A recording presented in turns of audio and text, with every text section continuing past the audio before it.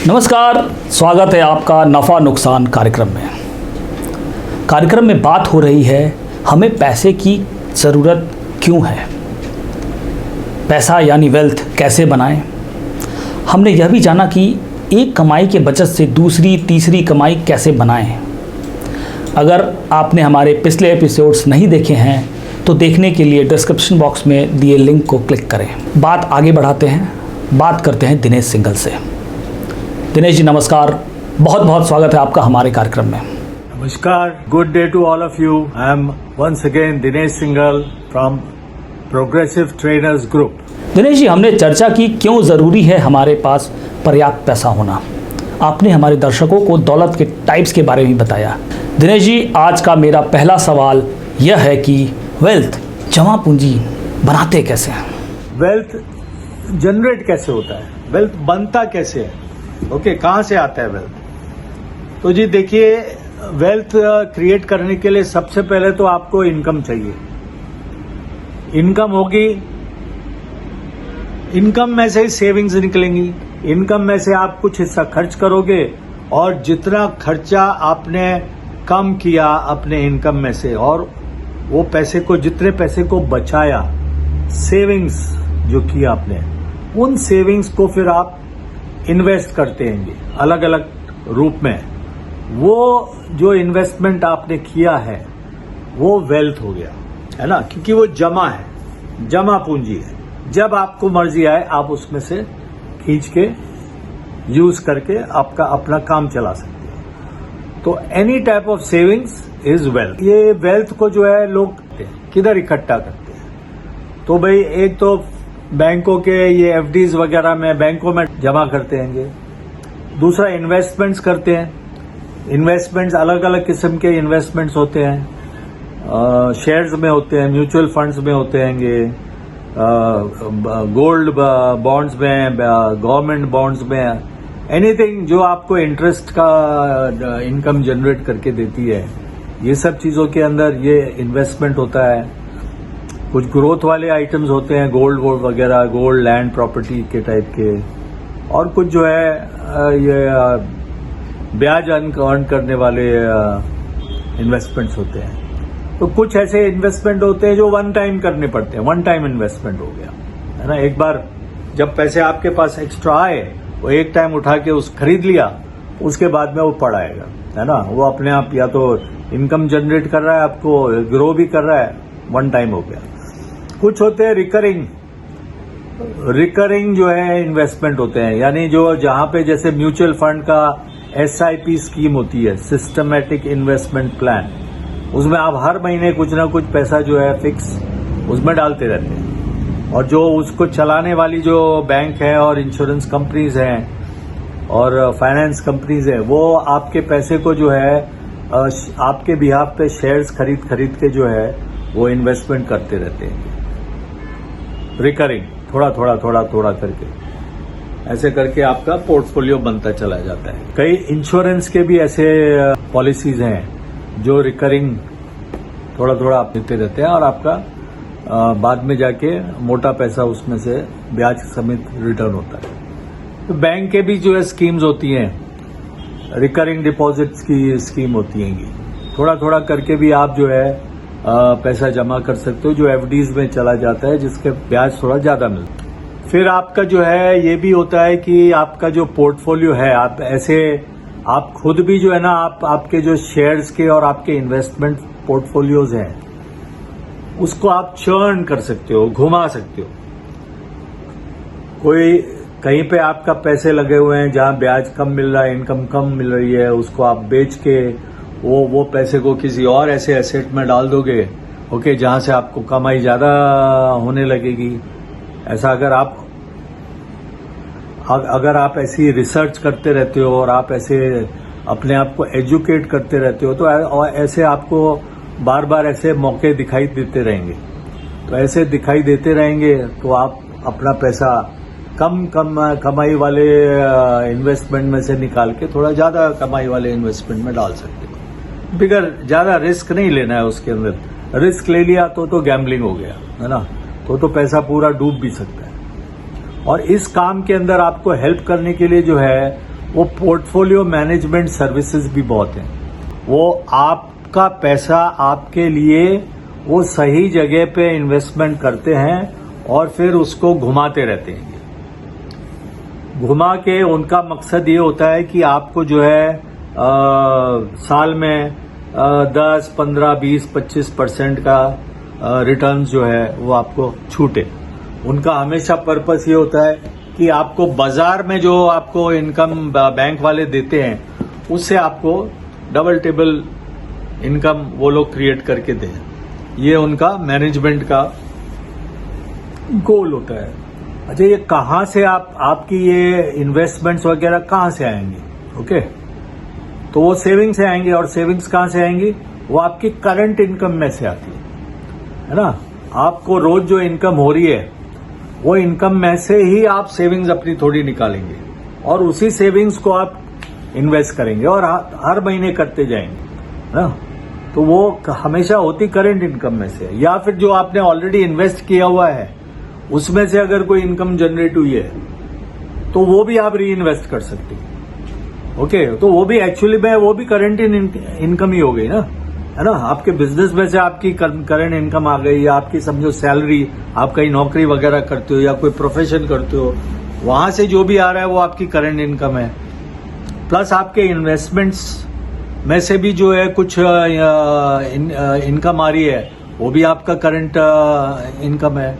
वो सब चीजें जो है अवेलेबल है आपको री इन्वेस्ट करने की। इनकम से जितना खर्च कम किया यानी जो बचाया उसे ही इन्वेस्ट कर इनकम रिसोर्सेज को बढ़ाना, मेरे समझ से यह हर किसी को करना चाहिए। बहुत अच्छी बात कही आपने दिनेश जी। दिनेश जी, एक सवाल जो मेरे मन में उठ रहा है, क्या बोरो करके यानी लोन लेकर के इन्वेस्टमेंट की जानी चाहिए? कुछ प्रोफेशनल ऐसे समझदार लोग जो है ये भी कर लेते हैं। उनकी गुडविल है, उनका नाम है और उनकी सिक्योरिटी इतनी सॉलिड होती है कि बैंक वाले जो है और प्राइवेट लोन देने वाले हैं, नॉन बैंकिंग फाइनेंस कंपनीज है वगैरह वगैरह, वो लोग जो है बहुत कम ब्याज के ऊपर, है ना, 8%, 9%, 10% ऐसे टाइप के ब्याज के ऊपर जो है पैसे दे देते हैं। तो ऐसा अगर आपको लो ब्याज के ऊपर कभी पैसा मिल रहा हो, उस पैसे को आप ऊंचा कमाने वाले एसेट के अंदर जो है आप इन्वेस्ट कर सकते हो। यानी 8-10% के ऊपर बोरो किया और आपने अगर 15%, 18%, 20-24% के कमाने वाले एसेट में डाल दिया तो आपको नुकसान नहीं होगा ना, फिर तो फायदा ही फायदा होगा, है ना। जो ब्याज, जो इनकम आपकी आती रहेगी उसी में से आप आपको जिसको ब्याज देना है उसको देते रहना और ऊपर का ब्याज आप अपने पास रख लेना। भाई आखिर ये बैंक वाले भी तो ऐसे ही कमाते हैं ना। आप बैंकों को जो है डिपॉजिट्स देते हैं, आप वो बैंक वाले आपको 6%, 7% का जो है ब्याज देते हैं और बाद बिजनेस वालों को जो है वही पैसे जो है 12%, 15%, 18% में देते हैं।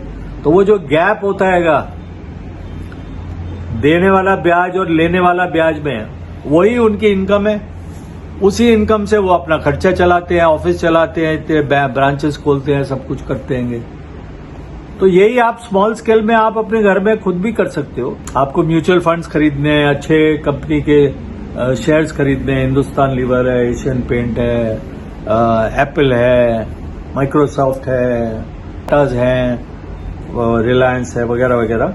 तो इनके शेयर्स जो है जो अच्छा कमा के देते हैं, साल का 15, 20, 25, 30% कमा के देते हैं। अगर आपको सस्ते दर में जो है पैसा इन चीजों के अंदर इन्वेस्ट करने के लिए मिलता है तो उस चीज के अंदर वो करने में कोई हानि नहीं है। लेकिन बोरो करके पैसा जो है, फिर आप अपनी गाड़ी खरीद रहे हो, आप हॉलीडे पे जा रहे हो, है ना, और आप अपने अच्छे अच्छे कपड़े बनवा रहे हो, पार्टियां कर रहे हो, तो वो तो सर्टेन फिर अपने खुद के पैरों पर कुल्हाड़ी मारने वाली बात है, उसमें फंस जाएंगे आप। सही बात कही आपने। लोन लेने में समझदारी दिखाना बहुत ज़रूरी है। लोन तभी ले जब बहुत ही ज़रूरी हो। दिनेश जी, हमें बताएं कि इन्वेस्टमेंट कहाँ करें कि ज़्यादा से ज़्यादा बेनिफिट उठा सकें? कहाँ करना चाहिए, मैं ऑलरेडी बात कर चुका हूँ इसके बारे में, लेकिन ये पर्टिकुलर अभी मैं सिर्फ स्पेसिफिक बात कर रहा हूँ कि कहाँ करना चाहिए। तो देखिए, गोल्ड में करना चाहिए इन्वेस्टमेंट, लैंड में करना चाहिए, रेंटेबल प्रॉपर्टी में करना चाहिए, रेंटेबल प्रॉपर्टी में डबल फायदा होता है। एक तो आपको महीने का रेंट मिलता रहता है, ज्यादा नहीं होता है, लेकिन आपका ब्याज को कवर करने लायक हो जाता है। ठीक है। उसके अलावा प्रॉपर्टी का वैल्यू भी हर साल एप्रिशिएट होता है, थोड़ा ज्यादा नहीं होता है, पहले बहुत होता था, अब थोड़ा थोड़ा कम होने लगा है। पहले तो जो है ये 10-10, 20-20% एप्रिसिएशन प्रॉपर्टी के ऊपर हर साल हो जाता था। आजकल क्या है 2-4-5% ही होता है। लेकिन चलो 2-4-5% तो होता है, और आपकी प्रॉपर्टी है तो वो सिक्योर है, आपके नाम पे कोई उसको लेके भाग नहीं सकता है, तो वो सिक्योर्ड इन्वेस्टमेंट है। वैल्यू भी अप्रिशिएट कराएगा और उसका रेंट की इनकम भी दे के जाएगा।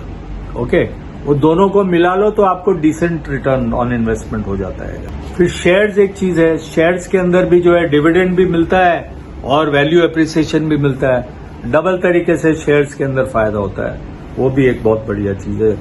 म्यूचुअल फंड भी और कुछ नहीं है, वो भी शेयर्स का एक रूप है।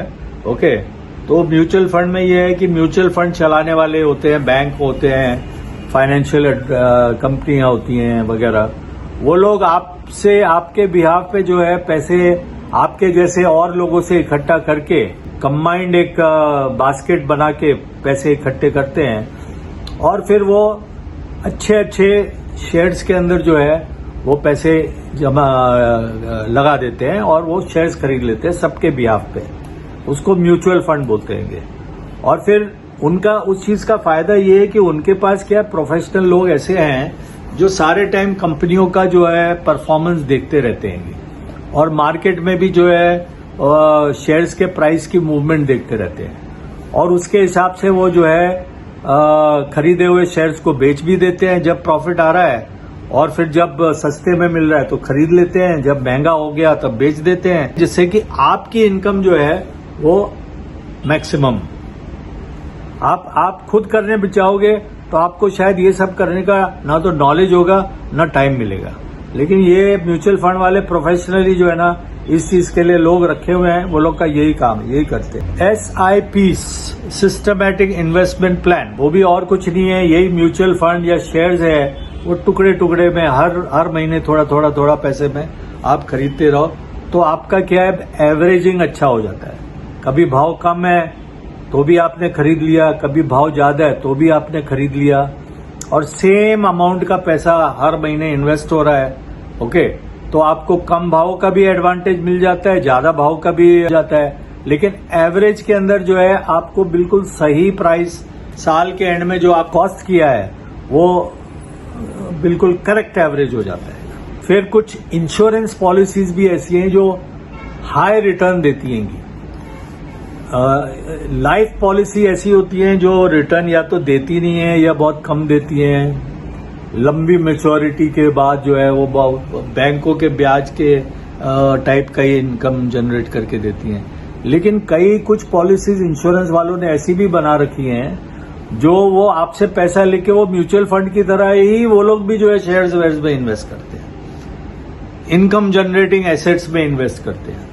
ऐसे टाइप के इंश्योरेंस पॉलिसी में आपने इन्वेस्ट किया तो वो आपको रिटर्न भी ज्यादा देते। और इंश्योरेंस कंपनियां हैं वो गवर्नमेंट से जो है प्रोटेक्टेड हैं, गारंटीड हैं, तो वहां पे पैसा डूबने का चांस बिल्कुल होता ही नहीं है, उसमें कोई रिस्क ही नहीं है। यानी कि इन्वेस्टमेंट करते वक्त सामने वाले को अच्छी तरह से जांच परख लेना भी बहुत ज़रूरी है। दिनेश जी, अगर मैं बिजनेस में हूँ और लोन लेने की ज़रूरत पड़ती है तो मेरे अंदर क्या अच्छी बात होनी चाहिए कि मुझे लोन फुल बेनिफिट पर मिल सके? बहुत बड़ी इंपॉर्टेंट चीज है। अगर आप बिजनेस में है तो आप अगर अपने ब्रांड इक्विटी बनाते हैं, फिर आपके ब्रांड के नाम से लोग माल खरीदते हैं, आपको काम देते हैं, और आप लोगों का हमेशा ट्रस्ट जीतते रहते हैं, और आप लोगों को सर्विस और लोगों को खुश रखते हैं, अपनी ऑडियंस को, अपने रेगुलर कस्टमर्स को आप खुश रखते हैंगे, जिससे कि वो बार बार हमेशा रिटर्न होके आपसे ही लेते हैंगे, तो उसको बोलते हैं ब्रांड इक्विटी। यानी अगर आपको अपनी खुद की मूड़ी पे ही हमेशा धंधा करना है तो आपका धंधा लिमिटेड रहेगा। लेकिन अगर आपकी गुडविल अच्छी होती है और क्रेडिट वर्दीनेस अच्छी होती है तो आपकी खुद की मूड़ी से 10 गुना ज्यादा उधार लेके आप जो है बिजनेस को जो है रोल कर सकते हो। ओके, रोल कर सकते हो, आप अपना टर्नओवर बढ़ा सकते हो, प्रॉफिट बढ़ा सकते हो और इस तरीके से आप अपना इनकम बढ़ा सकते हो। तो ये सब करने के लिए क्रेडिट वर्दीनेस चाहिए। अगर आप लोगों को पेमेंट टाइम पे नहीं देते हो, उनके ब्याज टाइम पे नहीं देते हो, उनसे बोरो किए हुए पैसे टाइम पे नहीं देते हो, तो फिर से रिटर्न आपको कोई लोन वापस नहीं देगा, आपको नया लोन नहीं मिलेगा, पुराना लोन भी लोग वापस मांग लेंगे, आप परेशान हो जाओगे। आपकी खुद की शांति के लिए और बिजनेस अच्छा होने के लिए बेटर ये, एक तो ये सबसे अच्छा ये है कि आप उधारी ले ही नहीं, और अगर लेना पड़े तो सबको टाइम पे देते रहो। ओके, टाइम पे देते रहो तो आपको जब भी कभी भी चाहिए, इमरजेंसी में चाहिए तो आपको तुरंत मिल जाएगा, लोग खुशी खुशी दे देंगे आपको, क्योंकि उनको मालूम है कि ये बंदा जो है वो जिम्मेदार बंदा है, ये टाइम पे लौटाता है, टाइम पे ब्याज देता है, ये किसी के पैसे ना मारता है ना उसको रोकता है। बैंक वाले भी जो है ना फॉलो करते हैं जिसको वो सिबिल स्कोर बोलते हैं। ओके, वो क्रेडिट रेटिंग स्कोर है आपका। तो आप जो भी ट्रांजैक्शंस करते हो बाजार में, बैंकों में, क्रेडिट कार्ड के ऊपर, आपके पेमेंट करने की आदतों के हिसाब से आपको स्कोर देते हैं, वो स्कोर को सिबिल स्कोर बोलते हैं। और कोई भी बैंक के पास अगर आप जो है लोन के लिए अप्लाई करेंगे, चाहे वो पर्सनल लोन हो, चाहे वो गाड़ी के लिए लोन हो, चाहे घर खरीदने के लिए लोन हो, या बिजनेस का भी लोन हो, जो भी कोई भी टाइप का लोन के लिए आप एप्लीकेशन करोगे, तो सबसे पहला बैंक जो है ना आपका सिबिल स्कोर चेक करे। सिबिल स्कोर ये दिखाता है कि आप पैसे लोगों के टाइम पे देते हैं या नहीं देते हैं। अगर आपका सिबिल स्कोर अच्छा है, 750 से ऊपर है, तो फिर आपको बैंकों से पैसा मिलने के लिए आपको दिक्कत नहीं आएगी। दौलत बनाने के तरीकों पर बात अभी जारी है।